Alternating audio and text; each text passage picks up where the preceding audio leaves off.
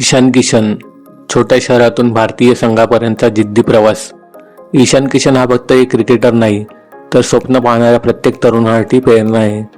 त्याची कथा म्हणजे संघर्ष, आत्मविश्वास आणि कधीही हार न मानण्याची जिद्द याची खरी कहाणी.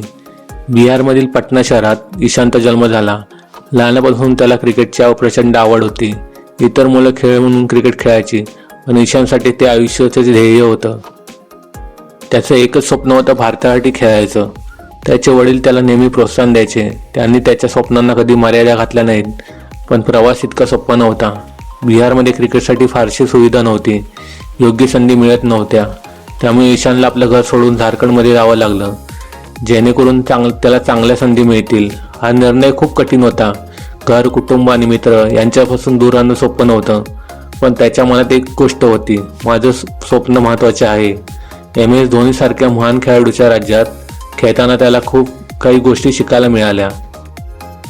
त्याने आपल्या खेळात सातत्य आणलं, फिटनेसवर काम केलं आणि मानसिकदृष्ट्या स्वतःला मजबूत केलं. हळूहळू त्याची मेहनत फळ देऊ लागली. 2016मध्ये त्याची निवड भारताच्या अंडर-19 संघात झाली आणि तो त्या संघाचा कर्णधारही बनला. त्याच्या नेतृत्वाखाली भारताने शानदार कामगिरी केली. तो क्षण त्याच्या आयुष्यातील मोठा टर्निंग पॉईंट होता. पुढे त्याची निवड इंडियन प्रीमियर लीग IPL मध्ये झाली.